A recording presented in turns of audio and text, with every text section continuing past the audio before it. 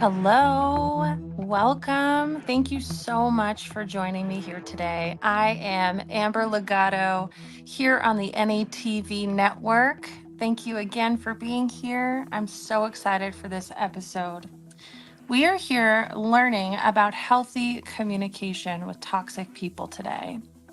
How joyous it is to have healthy communication, but even furthermore, what do we do when we have toxic people in our life or people who behave with toxic patterns? How do we really identify these behaviors in our life or these people in our life? And how do we continue to have healthy communication? If you're listening in today, please, please, please be sure to comment below. Let me know that you're here. I'm happy to answer any questions you have along the way. And again, thanks for joining me here. Make sure you go over to my channel. I am Amber Legato here on YouTube. I am giving away a free gift for all my new subscribers. I just wanted to put that out there as well.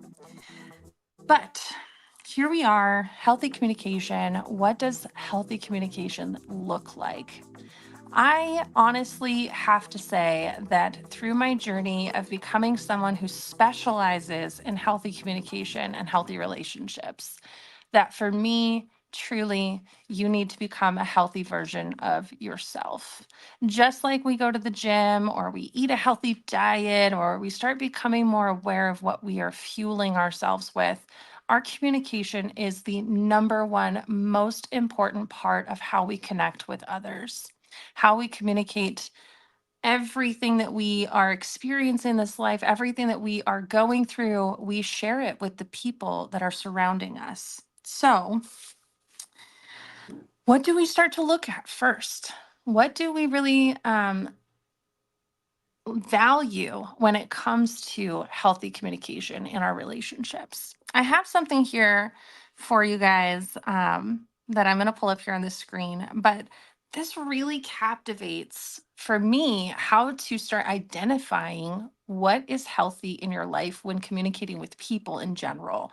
But this is really valuable when it comes to your most intimate relationships. And my favorite thing that this tile here that I'm going to pull up has is that a lot of conversations need to be held in person because the tones need to be heard, our facial expressions need to be seen, and the energy needs to be felt. I can't tell you how many times I have had mishaps of communication in my relationships because of text messages.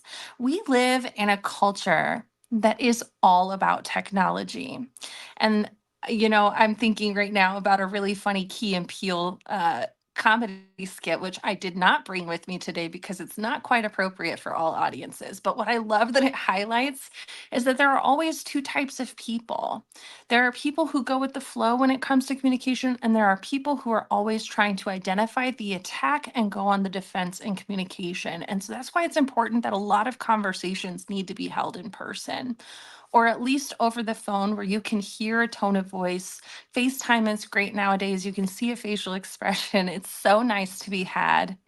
But truly, the value of being in person with people shifts the perspective, right? About how somebody means something. Because nowadays, in our English language, things can be taken in so many different types of context that you might feel attacked when a certain word is said, or you might feel triggered when a certain statement comes out.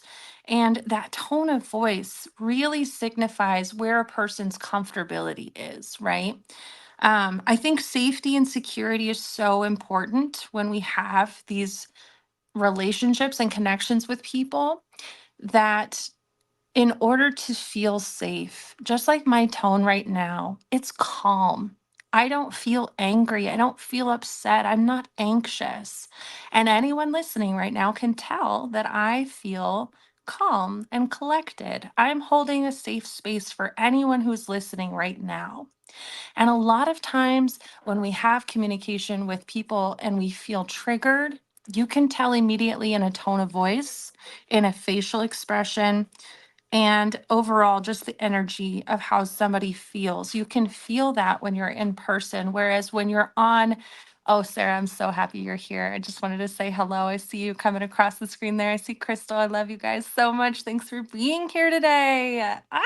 So happy. So when you are, dealing with people who are toxic or you're dealing with toxic behaviors, text messages, emails, comments on these social medias, right? Like they're all across the board. You can't tell what somebody means just by reading their words. So, I've gone over it a few times. I made a post the other day about the 15 cognitive distortions of thinking, of thought. Oftentimes, we read way too much into words. We read way too much into the meanings of what people mean, and so that one on one quality time really helps us build healthy communication. It helps us be more vulnerable when we feel a little triggered by a statement or a word, and it allows us to crack ourselves open to be able to say, hey, what do you mean when you say this? Because when you said it, this is how I felt. That's okay to say in a relationship. I just want to make sure that you know that. Now, I wanted to get educational on this podcast episode, and so I wanted to bring out some behaviors of what toxic behaviors look like in communication, so that we can start identifying not only toxic people, but just behaviors in general that are not okay. So we can start identifying where we need to place better boundaries or speak up for ourselves, or just in general find healthier ways of communicating. I might say some of these, and you might be like, wow, I've done that this week. I did that earlier today. I did that the other day. And so I think it's important that we start to understand what a toxic behavior is. So I have a second tile here to bring up on the screen, for the seven behaviors that are toxic when it comes to healthy communication. Okay, so this is really great stuff. We've got number one is constant blaming. A really big piece of a healthy communicator is taking accountability. It's something that's not happening very often. We've all been taught to point fingers, right? And there's that old saying, when you point a finger at somebody, you've got three fingers pointing back at you in the hand that you're pointing with. And I think that's so valuable because even if somebody is to blame for something that's causing an issue, there are lessons to be learned where you could have placed boundaries, things could have been communicated differently. We got to take accountability for our feelings and our emotions and how we are conveying those to other people. So, constant blaming. If you have somebody in your life that never takes accountability for what they have going on, let's be honest, okay? That person may never take accountability for whatever it is that you're struggling with in any kind of moment. And so, it's most likely not going to happen. Okay. If this person blames everyone for all of their problems, do not expect them to take accountability for whatever it is that you're hurt by, and start placing better boundaries with this person so that you are not placing yourself into a situation where you're going to have fingers pointed at you for things. Okay, so that's one. Number two, sarcasm and contempt. Sarcasm is such a common language in our culture and society. It's in comedy, it's in every movie, it's in all of our favorite like characters. There's sarcasm everywhere. And the reality of sarcasm is that it kind of feeds into the third one there, passive aggressive behavior.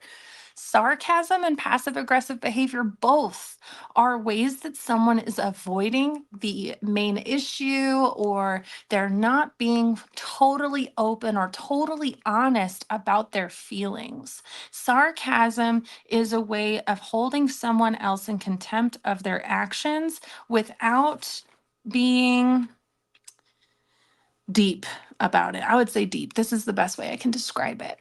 If we're not deeply connected, if we are not having a healthy, intimate connection together, sarcasm might be the way that I keep you at a distance because I don't want to be deep with you. Okay. So when we have somebody throwing sarcasm at us, for those of us who have survived trauma or have anxious attachment styles, it literally throws us into anxiety overload because we don't know whether or not to take them seriously. We don't know what they meant by it. Sarcasm is so hard to identify where the underlying issue is or what the underlying feelings are. And so, honestly, if you want to have healthy communication with somebody who's being sarcastic, call out the sarcasm. Call it out and say, yeah, that was a really sarcastic way of how you feel, but I'm not really certain how you feel. Is there something that I could do to support you? And if it's met with more sarcasm, we're not getting anywhere. This is this person's first language. It is what it is. So then when we get into passive aggressive behaviors, this one has been really difficult for me. I am someone who likes to put everything out in the open. I'm very transparent, honest. Like, I will tell you when I'm struggling with something, and I will tell you that I need you to really spell it out for me in details because I'm so anxious, I'm sweating about it, you know? Anxiety causes us to really just lose ourselves in our mind and in this game of trying to figure things out. And it doesn't allow us to have healthy communication because we're doing those, 15 cognitive distortions in our mind, creating stories that just don't exist because somebody might be passive aggressive about something. Passive aggressiveness is when somebody doesn't quite come to the issue. They're just kind of poking around trying to get you to see something without ever telling you what it is.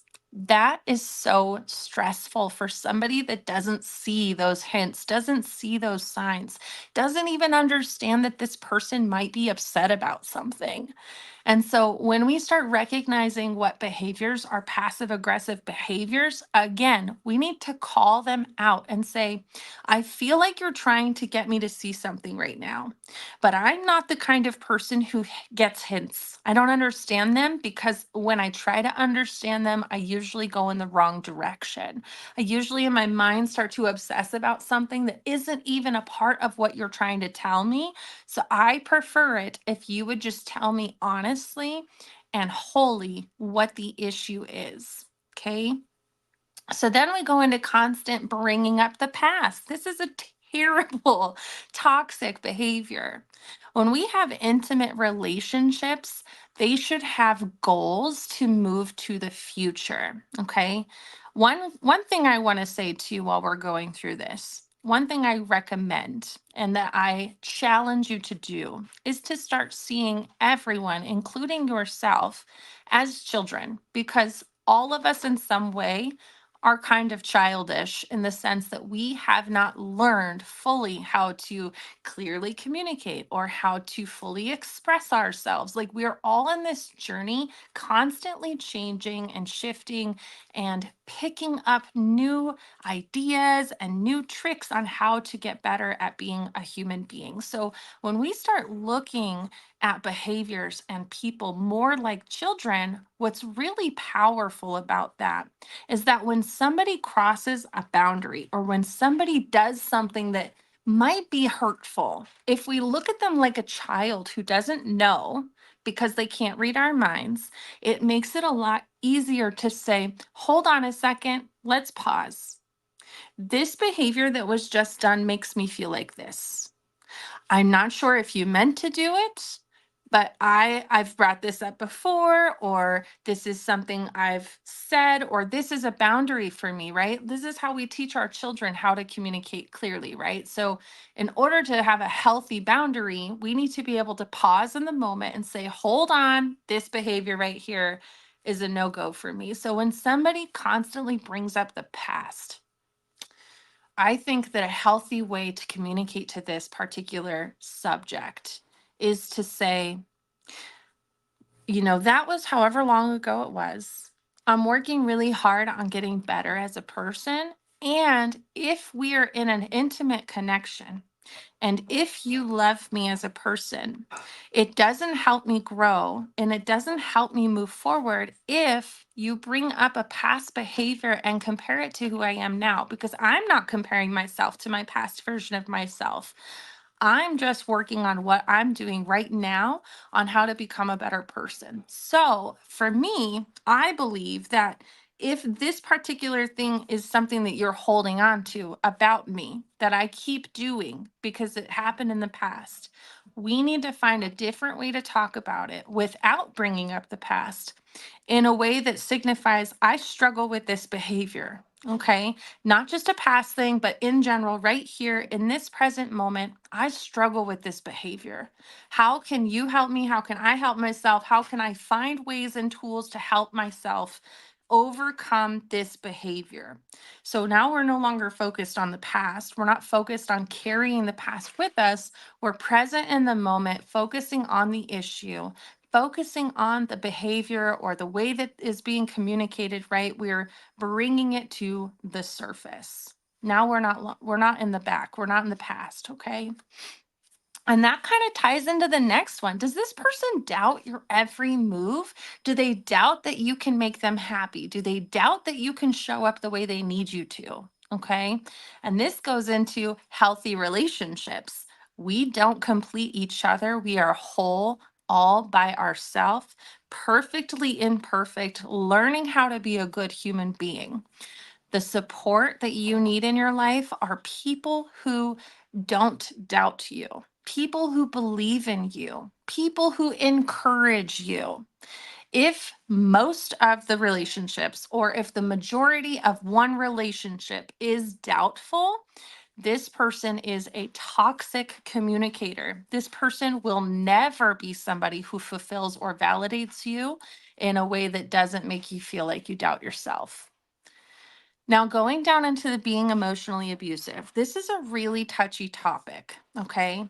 Emotional abuse is no joke. I went onto the hotline.org and I looked up some behaviors that are considered emotionally abusive because I want to make sure that you are very clear on what emotional abuse looks like. These are non-physical behaviors that are meant to control, isolate, or frighten you.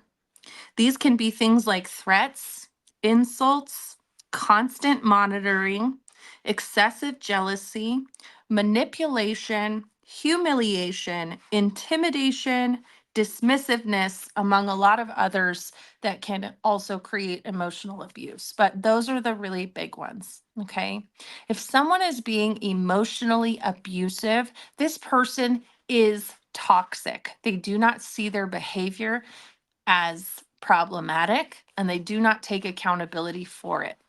Unless this person is in constant therapy, unless they are being coached on how to become better at it, I highly recommend distance and space between you and this person. If we're being emotionally abused, we are emotionally dysregulated all the time, and we do not have the capability of having healthy communication because we're in survival mode trying to take care of ourselves. And the last one goes tied into emotionally abusive behavior, silent treatment. Healthy communication means you're going to have uncomfortable conversations. If this person feels uncomfortable that they can't talk to you, they don't know how to have healthy communication. Okay. These are toxic behaviors, all 7 of these, that will destroy any relationship if they continue to move forward.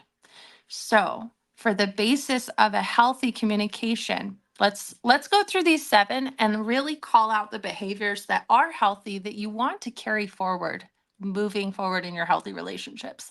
So, instead of constant blaming, always taking accountability for your feelings, your actions, and for yourself. Okay?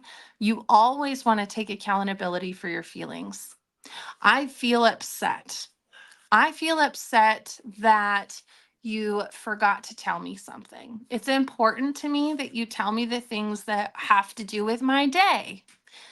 I'm taking accountability for how I feel, though. So I'm not blaming you for not telling me. I'm just saying I'm upset because I didn't have this information and I felt excluded. I felt left out. And that's how I feel, right? I'm taking accountability for how I feel. I understand that life is busy. I understand that things happen, and I'm going to do everything I can to take care of myself and how I feel and not hold you accountable or responsible. Okay. Sarcasm and contempt. I hope you can still hear me. My alarm just went off because, okay, anyways, sarcasm and contempt. Instead of sarcasm and contempt, we are going to not try to hold somebody responsible for how we feel. Okay. Instead of holding somebody responsible for how we feel, again, we're taking accountability and we are clearly communicating without sarcasm. Okay. Just a clear definition of our feelings, a clear definition of our expectations, a clear definition of our needs. If we are clear about it without sarcasm, it can't be taken any other way. It's only the way that we need it to be taken. Passive aggressive behavior. We are not going to beat around the bush. We are not going to allow ourselves to try to get somebody to catch on to our hints. We're just going to be straightforward. I have Addie here. Addie is home from school and she is climbing on me like a monkey. I'm going to finish this really quick. Okay, can you go back downstairs for me, please? Thank you.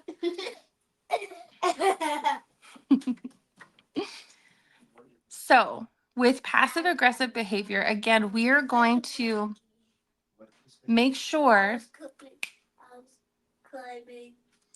I'm sorry, 1 second.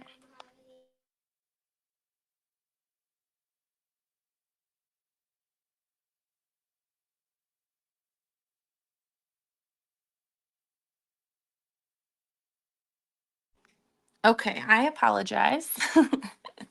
This is the life of being a mom and a business woman at the same time.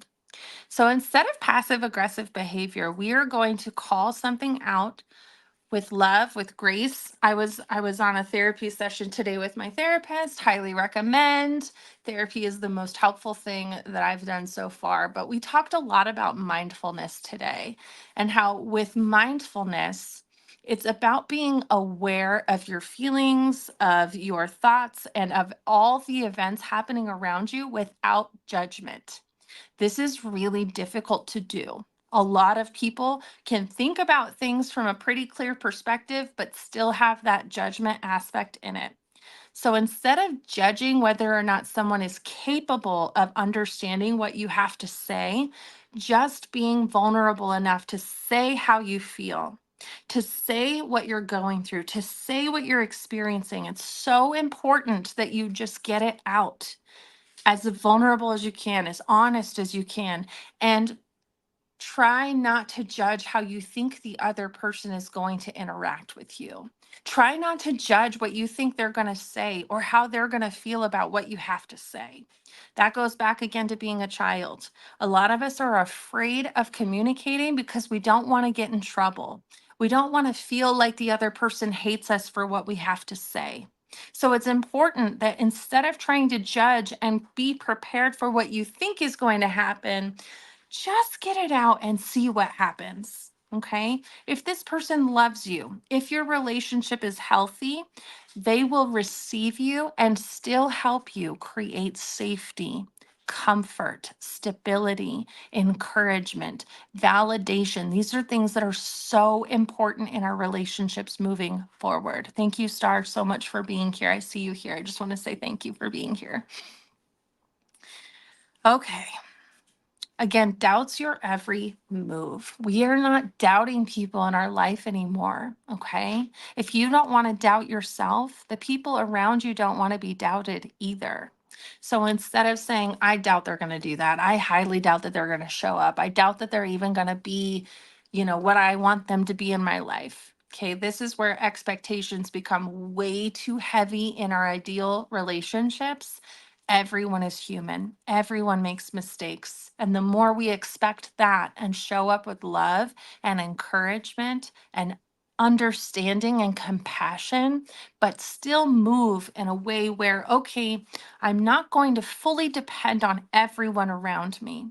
Okay. Codependency is an addiction to relationships. So if you're showing up constantly needing somebody to be there for you, you doubt yourself and you doubt your capabilities of moving forward in your own life, that you become that person who doubts that anyone else will show up for you. And then you attract those relationships where nobody believes in you, you don't believe in them, and it's very unfulfilling to live your life with these relationships. So the more that you give encouragement and give love, and give belief in people around you and into yourself, the more you will attract really beneficial relationships that pour into you, that do encourage you, that care about you. And then when we go into being emotionally abusive, the opposite of that, obviously, is someone who holds space for your emotions, someone who says it's okay to cry about what you're crying about, who says it's okay that you feel the way you feel, who says, I hear you, I understand you. I understand what you're going through. I see how my actions have affected you. This is somebody who is opposite of emotionally abusive. This is somebody who's emotionally accepting, emotionally encouraging, someone who loves it when you are vulnerable with them emotionally because it makes them feel safe to do the same. And then obviously the opposite of silent treatment here is communication. Somebody who says, I'm just curious, how are you feeling about this? The other day this happened and I just don't feel comfortable with the way we left things. I would really like to clear the air. Those are words that are opposite of the silent treatment. These are people who really want to get to know how you feel about something. Someone who cares about you is going to tell you they care about you in more ways than just saying that they care about you. It's the way that they show up. It's the way that they communicate to you. It's the tone of voice they use. It's the softness in their facial expressions. It's the warmth in their body language, in their hugs, in their touch. If you see somebody stepping away from you because they don't want to talk anymore, you can tell that they're triggered, uncomfortable, anxious, whatever they're feeling. It is something that is pushing them away from you. When you have healthy communication, another big thing that I want to say that's important is that it's okay to take breaks. It's okay to say, I don't want you to think I'm ignoring you. I don't want you to think I'm giving you the silent treatment. I just need a little space to sit with what I'm feeling and to come up with words that aren't toxic, that don't hurt you, that make me feel like I'm heard and seen, that make us feel like we can move together forward. Okay, so just a little recap again. Make sure that you are, what was the word I was looking for? Mindfulness. Thank you. Make sure that you are creating more mindfulness in your life. Okay. Mindfulness is going to make it easier for you to see somebody's facial expressions, body language, the energy that they're holding. And it's going to be able to help you hear tones a little bit differently. You can hear the truth in a tone of voice when you yourself are feeling healthy. Remember that these 7 types of communication are toxic behaviors. If somebody does all of them, they are certainly a toxic person. If somebody is being emotionally abusive, they are certainly a toxic person. We have lots of people in our lives that are not toxic people themselves, but might be surrounded by other toxic people or toxic situations or environments that create these toxic behaviors. So once you get to know these behaviors here, it gives you a little bit more encouragement, courage, if you will, to call them out as toxic behaviors, to say, I don't appreciate this tone. I don't appreciate the way you're speaking to me. I need to take a step back, whatever it is for you that really sits with you, that makes you feel safe. Think of yourself as a child in the sense that you have this inner child. So whenever you feel like you're unsafe, you feel triggered, you feel anxious, whatever it is, be sure that you allow yourself to stand up for that inner child. Like you are the adult for your inner child. So when you speak to another person and you say, I don't appreciate this tone that you have with me right now. Is there any way we can take a break? Can we take a break so you can come to me with a more calm energy? It seems like you might need to take a walk or step away, whatever it is that makes you feel better. Okay. Be that adult that steps in for your inner child, that allows you the space to be able to step away from these toxic behaviors from others and doesn't allow people to talk to you that way. Okay. All right. I believe that I am ready to close here by saying thank you so much again for listening today. Be sure to follow me over at I am Amber Legato on YouTube, TikTok, or Instagram. I appreciate you again for listening in. Be sure to do your mindfulness, your meditation for the day, for the weekend, and really take a step back. Calm yourself down. Do relaxing exercises so that you can ensure that your communication is healthy and that you continue to build with everyone in your life around you in the healthiest of ways, and that we can nip those toxic behaviors in the bud. Thank you so much for listening. I am Amber Legato here on NATV Network. Have an amazing day.